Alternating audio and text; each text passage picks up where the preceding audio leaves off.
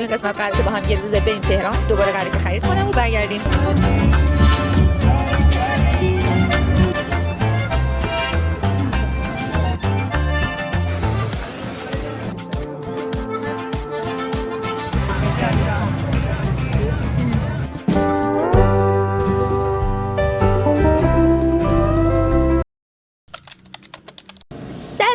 خوش اومدید به یه قسمت دیگه از ولاگمون. تو این قسمت قراره که با هم یه روزه بریم تهران، دوباره قراره که خرید کنم و برگردیم. ساعت 4:30 20 دقیقه به 5 بود که دیگه ما خونه حرکت کردیم. الان 5:25 داریم، 3 ساعت و نیم راه داریم تا اونجا. الان چک کردم، پس با من همراه باشین.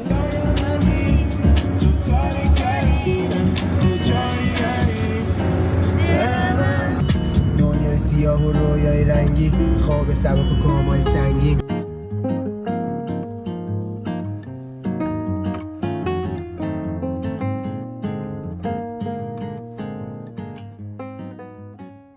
بچه ما رسیدیم، یه 10 دقیقه دیگه میرسیم به خونهشون. داریم میریم خونه یکی از آشناهای امیرینا.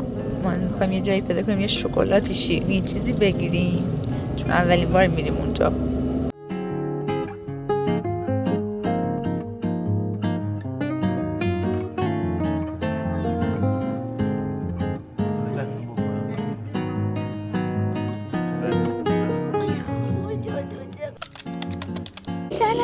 صبحتون بخیر باشه. صبح روز چهارشنبه است. ما الان ساعت حدودای 10 دیگه، زودتر از این نشد که بزنیم از خونه بیرون. بریم اسنپ میگیریم بریم تا مترو و از مترو دیگه مستقیم میرسیم به 15 خرداد و اینا. خیلی خوابم میومد صبح، اصلا نمیتونستم بیدار شم، ولی خب خدا رو شکر الان بیدار شدم.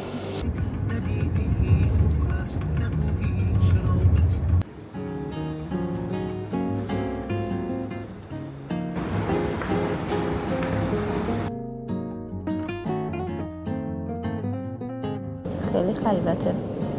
تا رسیدیم مترو رفتیم، اما منتظر مترو بعدی بیاد.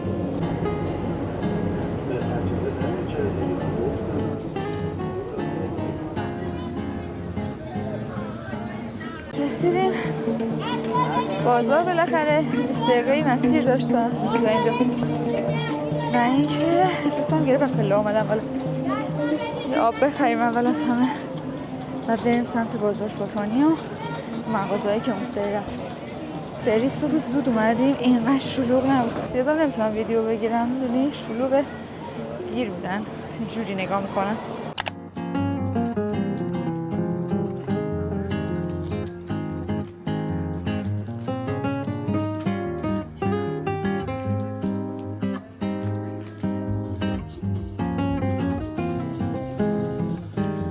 خب بچه ما خریدامون تموم شده. ساعت چنده؟ ساعت هم 1:30 دیگه داریم برمیگردیم سمت خونه. سری خیلی بیشتر از سری قبل خرید کردم و خیلی راضیم. تونستم تنوع بیشتری بدم به وسیله ها، بیشتر بیارم. سری پیش دستبند گردم بند زیاد نیاوردم، جز بنگل خیلی آورده بودم، ولی این سری زنجیری هم خیلی زیاد برداشتم. تابستونی آوردم، چه تابستونی که دیگه دهه آخر تابستون رو خوب بگذرونیم با این وسیله های خوشگل. خلاصه الان می‌خوایم یه دوستامون رو ببینیم که اینجاست و بعد بریم دیگه خونه.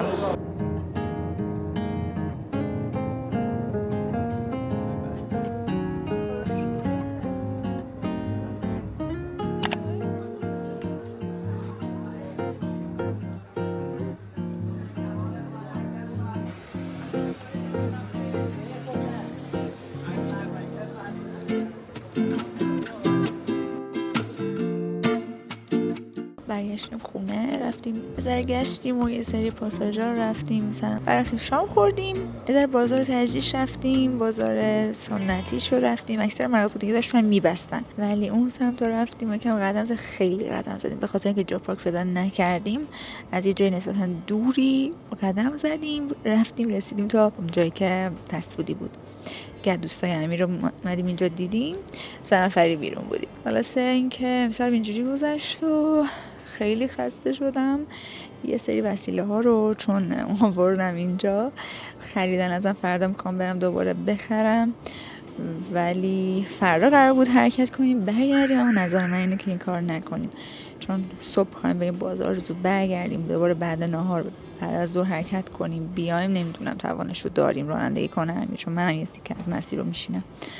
اگه شد که میمونیم جمعه صبح برمیگردیم با خیال راحت تری، حداقل که استرس اینجور خستگی هم نداریم. من از 8 صبح سر پام واقعا دیگه نمیکشم. هیچی دیگه، خلاصه اینطوری. من فردا ببینم چیکار میکنم. تازه یه سری بهم پیام دادن و دارن میگن که اینو بیار اونو بیار اونو بیار. واسه همین حالا فردا میرم یه نگاه کنم ببینم چی میتونم بگیرم دیگه براشون.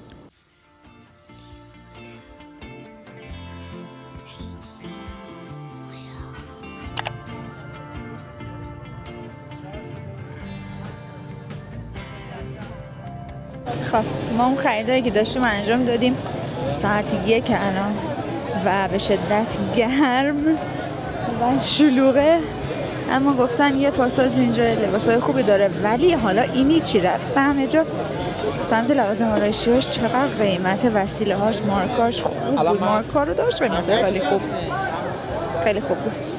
بعد الان میخوام بریم اینجا یه پاساژی بریم یکم قدم بزنیم و برم لباسا رو ببینیم و بعد دیگه برمیگردیم.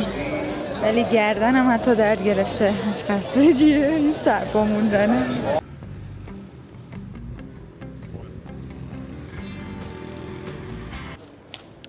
برگشتیم خونه ساعت 3 و نمیدونم چند دقیقه است و خریدمون انجام دادیم. یه سری بیشتر دوباره زنجیر و اینا گرفتم، دستبند گرفتم.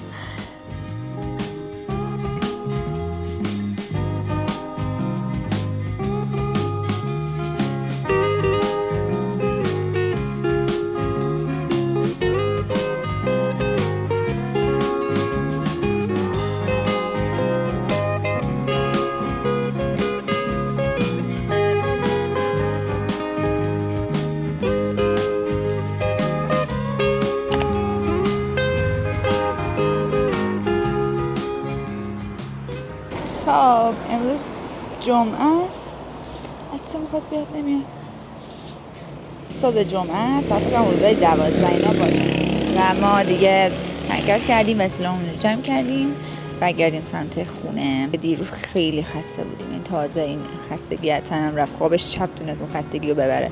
واقعا خیلی راه رفتیم این 2 روز ما، سر همون یه شب موندیم و الان داریم حرکت میکنیم و برگردیم.